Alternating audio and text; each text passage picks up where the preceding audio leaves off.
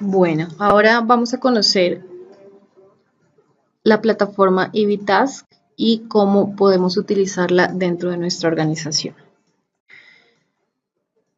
Primero vamos a conocer de qué se trata la herramienta o la plataforma y a grandes rasgos identificar cuáles son los usos que puedo darle y hasta dónde puedo llegar con la herramienta.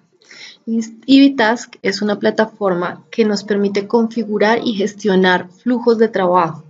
Está basada en tecnologías web y móvil para sistemas operativos Android en este caso, que mejora la eficiencia de la organización y simplifica las actividades asociadas a la ejecución de una labor. Todo esto, al final, soportado con documentación digital, que nos va a permitir soportar el trabajo que se ha realizado. De esta forma, nuestra organización podrá dar seguimiento al estado de las actividades, proyectos y así tomar decisiones estratégicas en pro del mejoramiento de los procesos, mejoramiento costos y disminución de reprocesos. ¿Qué me permite modelar la herramienta? Básicamente, lo que estamos viendo acá es un gráfico de los escenarios que podríamos modelar en una línea de tiempo de un flujo de trabajo. Siempre esos flujos de trabajo van a estar enmarcados en un inicio y en un fin, como están enmarcadas la metodología de proyectos, con unos tiempos de ejecución definidos. Nosotros, ¿qué vamos a poder hacer en la herramienta? Configurar formularios web que nos permitan capturar información necesaria para mis procesos.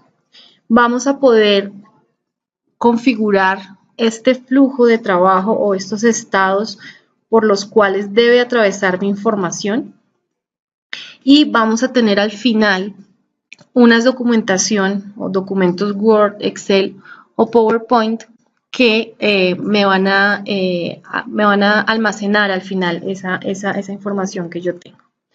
En este caso estamos viendo un ejemplo en donde al inicio un operador, un auxiliar, una persona que básicamente es la encargada de capturar la información, lo hace en el primer estado del proceso.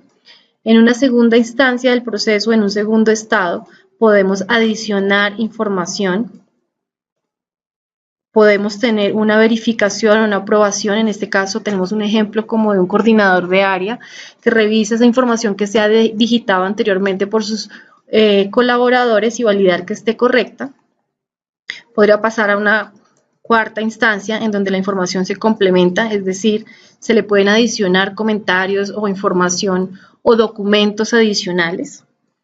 Aquí podemos ver un estado de aceptación. Supongamos que esta información ya ha escalado a un nivel como un gerente o un director de área, en donde acepta la información. Y acá vemos una de las instancias finales donde esta información se almacena, puede almacenarse a través de servicios web o base de datos y al final cerrar la tarea y generar documentación si es el caso o si no es necesario, no genera documentación.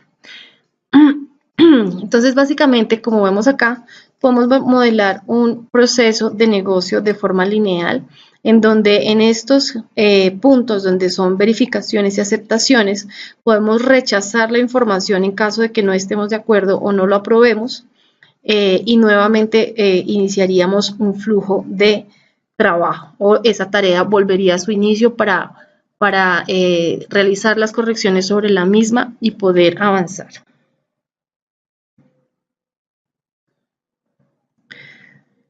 Bueno, cuando nosotros estamos modelando en la herramienta, ¿qué tenemos?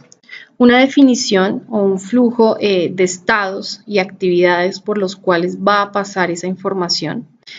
Tenemos definidos unos formularios web que son los que nos van a permitir capturar y complementar esa información que va a viajar a través del flujo. Y al final entregamos una documentación, reportes, informes o simplemente la información consolidada en documentación de estilo PowerPoint, Word, Excel o PDF. Básicamente la herramienta está inspirada en los 5 procesos del PMI, procesos exitosos para que nuestro proceso tenga la repercusión que queremos en nuestra organización, es necesario realizar un diseño correcto de los procesos, asimismo una planeación y todo en el orden que nos indica los procesos del PMI. Una inicialización del proyecto, una planeación de cómo lo vamos a hacer y un levantamiento de qué necesitamos para hacerlo, una parte de ejecución y luego podemos monitorear nuestras tareas, nuestros proyectos y actividades y al final un cierre. Es necesario tener una noción básica de lo que estos 5 procesos significan y hacen en cada una de sus partes. Y adicional a eso, gestionar las diferentes áreas del conocimiento que PMI reza pues en sus bases, ¿no? Gestionar el tema del alcance, el tiempo, el costo, la calidad, el recurso humano, las comunicaciones, los riesgos y la gestión de interesados. En este caso, la gestión de interesados, desde mi punto de vista, es uno de los temas más importantes que debemos tener en cuenta en el momento de modelar un proceso de negocio, porque no solamente tenemos que detectar el recurso humano o las personas que van a intervenir en el proceso, sino que tenemos que pensar dentro de la organización quiénes son los que quieren ver al final un resultado, un informe, una consolidación de esta información para tomar decisiones estratégicas acerca del negocio. Entonces, todo esto tenemos que tenerlo en cuenta en el momento de modelar un proceso, saber qué riesgos tiene, por ejemplo, continuar con un proceso que estamos manejando de pronto en nuestra organización manual, qué riesgos tiene para la organización, la pérdida de la información, los reprocesos, tiempos innecesarios o desperdiciados por las personas de mi organización y qué riesgos tiene también implementar estos procesos en una herramienta como EasyTask.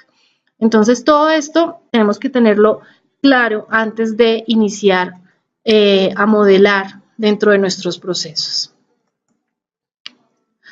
Bueno, y entonces la siguiente pregunta sería, ¿cómo lo hago? Siguiendo los lineamientos de procesos del PMI, lo primero que tendríamos que hacer es una planeación y un levantamiento de información. Es usted el dueño del proceso y es el dueño de la información, por lo tanto conoce qué es lo que desea obtener del mismo y qué necesita para lograrlo. Entonces, ¿qué información tenemos que levantar para empezar a modelar estos procesos? Primero, tenemos que identificar los roles y las personas que van a intervenir en mi proceso. Tenemos que identificar y definir qué información es la que queremos capturar y por qué la queremos capturar. Y hacernos la pregunta adicional de para qué la queremos capturar. Muchas veces modelamos un proceso, capturamos una información que al final no es necesaria, pero la estamos capturando en un por si acaso. Entonces eso termina siendo basura para nuestro sistema y información innecesaria dentro del proceso. Entonces es muy importante saber cuál es esa información clave que debemos capturar realmente. Luego vamos en la identificación de los estados o pasos por los cuales debe pasar esa información. O sea, ¿qué actividades realizo yo sobre esa información? La capturo, la acepto, la verifico, la proceso, le adiciono, le quito. Entonces, eso lo debemos detectar en cada uno de esos estados. Lo siguiente que debemos saber o lo que tenemos que detectar es qué informes ejecutivos queremos obtener a partir de esa información que estamos levantando. Y ahí es donde vienen los stakeholders más importantes de la organización, los directivos. Estoy capturando esta información ¿para qué?